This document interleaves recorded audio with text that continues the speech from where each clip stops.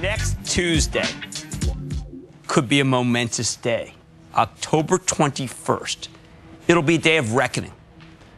On that day, all the companies that wrote insurance against Lehman Brothers, remember now defunct, Lehman Brothers bonds, will have to pay off their policy holders. Here's some interesting arithmetic. Lehman had $158 billion in debt. But thanks to the fecklessness and recklessness of the SEC under Chris Cox, hedge funds were allowed to take out $365 billion in insurance contracts on that $158 billion of debt. That's right. Your SEC let them take out as much fire insurance as they wanted. In other words, hedge funds, which had no economic interest in the Lehman Brothers bonds, in other words, weren't trying to insure their own bonds, were allowed to take out huge insurance policies against Lehman. These same hedge funds knew they could push Lehman down in a battle of encirclement and annihilation. The short-selling Kesselschlacht, as I've been talking about.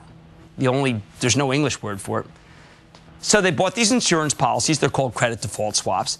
Then they bought put options, and then they shorted the stock down, pushed it down with reckless abandon. Then they called the media and told them people were pulling their money out of Lehman, and then the stock dropped some more. The credit default insurance policy spiked in value. Then the ratings agencies panicked in reaction to the stock's decline and downgraded the company, and that was all she wrote.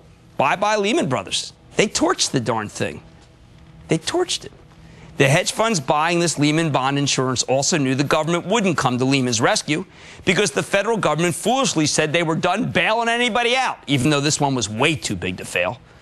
See, that meant it was worth it to buy as much insurance as possible in the house of Lehman, much, much more than the house was worth, and then torch it, set it on fire, knowing that no one could put it out, and the SEC would give it a good arson seal of approval. Why bring this up now? Because I believe, and it's never been disputed, that AIG, the insurance company, was the biggest underwriter of these policies on Lehman's bonds. I believe the U.S. government, which now essentially owns most of AIG, will be forced to cut checks to all the hedge funds that committed this arson. And the checks are going to be for tens of billions of dollars. Now, not only is this behavior legal, it gets you a big fat check from the federal government.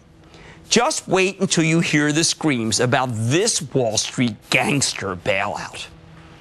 This is why, even though I've been negative on AIG since December 13th of 2007, when the stock was at $57.05, I am not just putting it in the sell block, but I am leaving it in solitary and throwing away the key. The House of Pain. And if it weren't for the darned